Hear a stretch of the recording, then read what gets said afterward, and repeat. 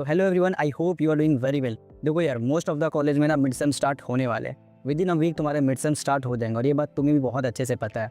But बहुत सारे student अभी तक कंफ्यूज हैं। तुम्हें पता ही नहीं है मिड सेम होते क्या है, मिड सेम की क्या स्ट्रैटेजी रखनी चाहिए, कितने मार्क्स का होता है, कैसे उनकी डेडलाइंस होती है, कैसे चीज़ों को मैनेज करें, कहाँ से पढ़े और कैसे अच्छे मार्क्स लाएँ।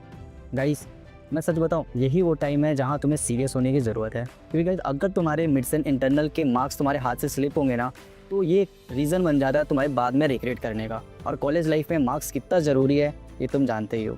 अगर मार्क्स ख़राब आया तो तुम्हारा CGPA अफेक्ट होगा, CGPA अफेक्ट होगा तो तुम सोच भी नहीं सकते तुम्हें क्या सफ़र करना पड़ेगा। मैं रिसेंटली का एक स्टोरी 2 मिनट लगेगा, सुन लो। अब रिसेंटली में हमारे कॉलेज में एक BNY करके एक कंपनी आई है इंटर्नशिप के लिए। 5th सेमेस्टर में इंटर्नशिप प्रोवाइड कर रहे हैं, ठीक है। उन्होंने क्या क्राइटेरिया रख दिया कि जिनके 8.5 हो या फिर 8.2 प्लस CGPA ना, उन्हीं को शॉर्टलिस्ट किया गया है, ठीक है। जिनके इवन 8.1 भी है ना, वो भी रिजेक्ट हो गए हैं। तो तुम खुद सोच लो, इंटर्नशिप के लिए कंपनी अगर इतने क्राइटेरिया लगा रहे हैं तो गाइस प्लेसमेंट के लिए क्या करेंगे। और इसलिए गाइस, CGPA तुम्हारे मार्क्स तुम्हारे कॉलेज लाइफ में इंपॉर्टेंट है। और फिक्र मत करो, तुम्हारे जो भी डाउट्स है इंटरनल मार्क्स से रिलेटेड, मिड सेम से रिलेटेड, वो मैं इस वीडियो में कवर कर दूंगा, चाहे तुम्हारे छोटे से छोटे डाउट भी क्यों ना हो। वैसे गाइस, मैंने एक वीडियो पहले भी डाल के रखा था मिड सेम और एंड सेमेस्टर के बारे में, इवन मार्किंग से सब कुछ के बारे में। मैंने ये प्लेलिस्ट में सब कुछ डाला हुआ है, बट शायद तुम लोगों ने वो चीज़ नहीं देखा। शायद इस वजह से वो इस वीडियो को देखने की नीड पड़ रही है। बट इस वीडियो में बहुत सारे कंटेंट तुम्हें डिलीवर करने वाला हूँ जो तुम्हारे मिड सेम की जर्नी को, तुम्हारे इंटरनल मार्क्स से फेयर को कम कर देगी। तो चलते हैं गाइस, वीडियो को स्टार्ट करते हैं। बाय द वे, अगर तुम मेरे चैनल में न्यू हो, वेलकम टू माय चैनल। ये चैनल बेसिकली तुम्हारे लिए बेस्ड है, जहां मैं कॉलेज लाइफ के जो भी क्वेरीज डाउट्स होते हैं उनसे रिलेटेड मैं वीडियोस बनाता हूं, ताकि तुम्हारे जो भी कंफ्यूजन हो वो दूर हो जाए। और मेरा एक व्हाट्सअप ग्रुप भी है जहाँ पर बहुत सारे कॉलेज के स्टूडेंट्स हैं, जहाँ मैं लिंक्स, इंटर्नशिप वगैरह, तुम्हारे जो भी इंपॉर्टेंट नोट्स, रिसोर्सेज, मटेरियल होते हैं वहाँ मैं शेयर करता हूँ।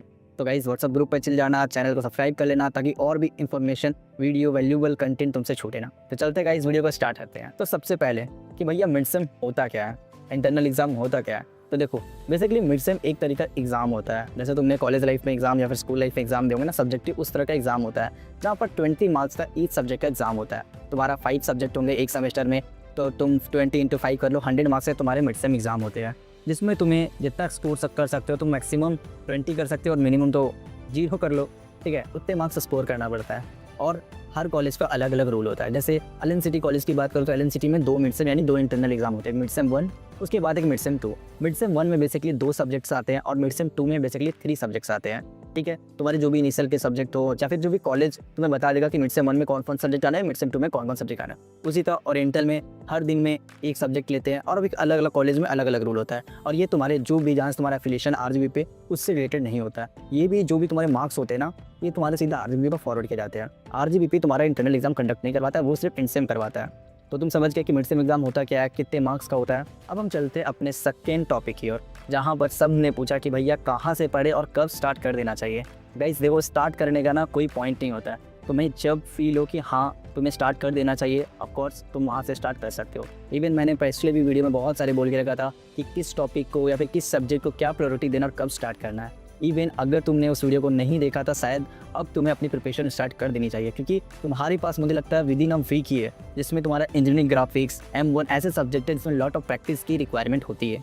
इसलिए गाइस, अभी से तुम अपना प्रिपरेशन स्टार्ट कर दो। रहा बात कहाँ से पढ़ना, किस चैनल को फॉलो करना, उसके लिए मैंने ये वीडियो प्रॉपर बना के रखा है। इसमें मैंने हर subject wise group A, group B के बारे में बता के रखा है कि तुम्हें कौन सा चैनल फॉलो करना चाहिए। और जो भी वीक हो, जो भी इंटरमीडिएट स्टूडेंट हो, जो भी इनको पहले से कॉन्सेप्ट क्लियर हो, मैंने सबके लिए स्पेसिफिक टाइप का चैनल सजेस्ट किया। तो एक बार तुम ये वीडियो कंप्लीट देख लेना। उसके बाद third, deadline and time management. बहुत स्टूडेंट पूछ रहे थे भैया कि किस तरीके से होता है। देखो, एग्जाम्पल से मैं समझाऊँ तो हर कॉलेज का देखो अलग अलग रूल्स होते हैं। अब मैं एलन सिटी का बोलूँ या फिर ओरिएंटल का ही सुन लो। देखो, ओरिएंटल में होता है ना, एक दिन में एक सब्जेक्ट का होता है और 5 दिन में 5 सब्जेक्ट क्लियर करते हैं। उसके बाद रहा तुम्हारा ये एलन सिटी का बोलूँ तो एक दिन में तुम्हारा 2 सब्जेक्ट का करवाते हैं। उसके बाद दूसरे दिन तुम्हारा जो लेफ्ट 3 सब्जेक्ट होता है उसका करवाते हैं। अब देखो, डे 1 में अगर एलन सिटी का बोलो तो डे 1 में तुम्हारा इंजीनियरिंग, केमिस्ट्री और मैथमेटिक्स मतलब M1 करवाते हैं। ग्रुप B का बोलो तो फिजिक्स और M1। बाकी जो लेफ्ट जो होता है वो सेकेंड डे पे करवाते हैं।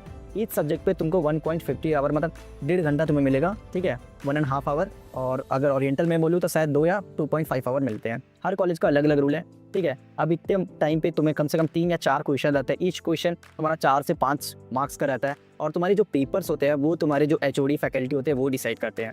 अब एलन सिटी में 3 कैंपस है, तीनों कैंपस के लिए सिमिलर होता है। ऐसा नहीं कि मेन का अलग हो, इसका अलग हो, नहीं। तीनों का सिमिलर होता है। हाँ, स्पेशलाइजेशन वालों उनका थोड़ा अलग होगा, ठीक है। जो तुम्हारा CSE उनका अलग होगा, आपका और सब्जेक्ट अलग है तो पेपर भी अलग अलग होंगे। उसके बाद एक चीज़ का ध्यान रखना है, ऐसी कौन कौन सी चीज़ें हैं जो तुम्हें एग्जाम में लेके जाना चाहिए, मतलब ऐसी कौन कौन सी चीज़ें हैं जिन्हें तुम्हें अवॉइड नहीं करना चाहिए। तो देखो गाइस, अगर M1 का एग्जाम है तो अपना कैल्सी, अब देखो यार बहुत बच्चे पूछ रहे भैया कैशियो फ्लेयर, देखो यार दोनों का सिमिलर ही है, ऐसा कुछ खास मुझे मेजर डिफरेंस आज तक देखने को नहीं मैंने खुद ही फ्लेयर का यूज़ किया था। अब जिनके पास ज़्यादा पैसा है या फिर जिनको सर ने स्पेशली बोला भाई कैशियो ही यूज़ करना है तो वो कर सकते, लेकिन फ्लेयर भी यूज़ कर सकते हो। तो M1 एग्जाम के लिए अपना कैल्सी लेके जाना। इंजीनियरिंग ग्राफिक्स का हो तो अपना पेंसिल, अपना रोलर स्केल, अपना फ्रेंच स्केल, अपना जो भी तुम्हारा शीट हो। देखो हाँ, कॉलेज वाले शीट प्रोवाइड नहीं करते, जो भी शीट होता है इंजीनियरिंग का तो वो शीट तुम्हें खुद लेके जाना होगा। रहा बात जो ग्रुप बी वाले हैं, सिविल का एग्जाम होगा, ये सब हो गया तो अपना पेंसिल वगैरह लेके जाना, पेन वगैरह लेके जाना, एक्स्ट्रा पेन स्केल वगैरह लेके जाना, क्योंकि डायग्राम इंपॉर्टेंट होते हैं गाइस, ठीक है। अवॉइड उसको मत करना। उसके बाद अटेंडेंस की क्या रिक्वायरमेंट होती है भैया, देखो अटेंडेंस मिनिमम 60% चाहिए। अगर 60% नहीं है तुम डिटेन हो जाओगे। बट एक ऑप्शन ये भी होता है कि तुम्हारे पास जो सेकंड मिड सेम होता है, जिस कॉलेज में दूसरा मिड सेम होता है, उनके पास ऑप्शंस होते हैं। तो सेकंड मिड सेम में भी 60% कहता है, अगर इस बार का नहीं है तुम सेकंड मिड सेम दे सकते हो, ठीक है। एक बार मैं क्लैरिटी के साथ बताऊं कि मिड सेम कितने दो मिड सेम होते हैं। एक मिड सेम तुम्हारा शायद विद इन अ मंथ, मतलब अक्टूबर में हो रहा है, दूसरा मिड सेम तुम्हारा शायद नवंबर या दिसंबर तक हो जाएगा, उसके बाद तुम्हारा इंटर्न जनवरी से स्टार्ट हो जाएगा, ठीक है। तो इसमें तुम्हारा 2 सब्जेक्ट पूछे जाएंगे और जो सेकंड मिड सेम होने वाले हैं उसमें तुम्हारा 3 सब्जेक्ट होने वाले हैं, ठीक है।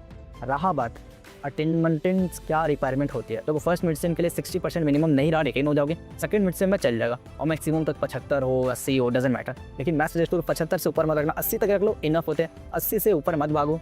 उसके बाद टाइम मैनेजमेंट करने के लिए तुम्हें क्या वो क्या करना चाहिए, ऐसे कौन से टिप है जो टाइम मैनेजमेंट, तो टाइम मैनेजमेंट में टिप्स नहीं होता है, इस तुम्हें खुद ही मैनेज करना होगा। मुझे पता है कि तुम कॉलेज जा रहे होगे, कॉलेज से आ रहे होगे, थक जाते होगे, सो जाते होगे। पहले अगर तुम्हारी अटेंडेंस 60+ है या फिर 75+ है ना, तो मैं जो 75 है उनको मैं साफ बोलूँगा कॉलेज मत जाओ। 1-2% अटेंडेंस की रहेगी, डजेंट मैटर, तुम्हारी कंपाइल हो जाएगी पहली अटेंडेंस, देख लो। कंपाइल होने के बाद तुम कॉलेज मत जाओ और अपनी प्रिपरेशन को स्टार्ट करो, क्योंकि बहुत सारे सब्जेक्ट हैं जिनमें प्रैक्टिस करने की ज़रूरत है, इसलिए कॉलेज मत जाओ। कोई ज़रूरत नहीं, अपने मिड सेम को एक बार अगर अच्छे मार्क्स ला लिए ना तो जो सेकंड मिड सेम होगा वो देना नहीं पड़ेगा। आराम से 15+ अगर स्कोर करते हो, अपन जो भी तुम्हारी रिक्वायरमेंट हो, मैं तो कहूँगा गाइस मिड सेम में 100 एटलीस्ट 80+ ला लेना, इनफ होंगे। उसके बाद क्या नेसेसरी है अटेंड करना हमारा मिड सेम, तो देखो नेसेसरी अटेंड करना ज़रूरी है। क्यों? क्योंकि अगर तुम अटेंड करोगे तुम्हें मार्क्स मिलेगा, और मार्क्स अगर नहीं मिलेगा तो तुम खुद सोच रहे तुम्हारा CGPA अफेक्ट होगा कि नहीं, इसलिए अटेंड करना ज़रूरी है। 2 मिड सेम होते हैं, दोनों में से एक अटेंड करना ज़रूरी है। इवन तुम दोनों भी अटेंड करते हो तो कोई फ़र्क नहीं पड़ता, जो भी तुम्हारे मार्क्स बेस्ट ऑफ 1 होंगे वो फॉरवर्ड किए जाएंगे। अगर मैं एग्जाम्पल के साथ बताऊँ, अगर मैं ये मिड सेम छोड़ देता हूँ तो मुझे सेकंड मिड सेम देना कंपलसरी है। अगर मैं नहीं देता हूँ तो मुझे उसमें 0 मार्क्स जाएंगे और फिर एक प्रेशर बन जाएगा हमारा इन सेम में फिर मुझे अच्छे मार्क्स लाने ही होंगे। इसलिए एक मिड सेम दे दो, या फिर देख लो कि गाइस अगर तुम मिड सेम देते हो, अगर तुम्हारे कम मार्क्स आ जाते हैं सेकंड वाला दे दो। अगर स्ट्रेटजी का बोलो तो मैंने क्या किया था, मैं ऐसा करता हूँ ना, जो मेरे फर्स्ट मिड सेम में थे उसमें मैं टारगेट करता हूँ जो भी स्ट्रॉन्गेस्ट, लाइक M1 EG और तुम्हारा B-BBB, इन तीनों सब्जेक्ट को मैं फर्स्ट मिड सेम 1 में ही कवर कर लूँ। सेकंड मिड सेम में 1-2 सब्जेक्ट लास्ट जो बचते हैं उस पर फोकस कर लो, और मिड सेम में ऐसा पढ़ना ना ताकि तुम्हारे इंटर में भी वो चीज़ें कवर हो जाए। तो यही थे गाइस, मैंने मिड सेम को प्रॉपर तुम्हारे लिए एक्सप्लेन कर दिया चीज़ों को। अभी मैं एक और वीडियो लाऊंगा इसमें क्या स्ट्रेटजी रखनी चाहिए, कौन से टिप्स फॉलो करनी चाहिए और कैसे तुम इन्हेंस कर सकते हो एग्जाम में, ताकि टीचर तुम्हें फुल मार्क्स दे। तो मिलते हैं गाइस नेक्स्ट वीडियो में, till then bye, Radhe Radhe, अपना ध्यान रखना। और हाँ, मैंने प्लेलिस्ट में सारे इंपॉर्टेंट क्वेश्चन के रिसोर्सेज वगैरह अपलोड कर दिए हैं, उसको एक बार देखना यार, अपना प्यार दिखाना, अपना सपोर्ट दिखाना। मिलते हैं नेक्स्ट वीडियो में, till then bye, Radhe Radhe, अपना ध्यान रखना। हरे कृष्णा।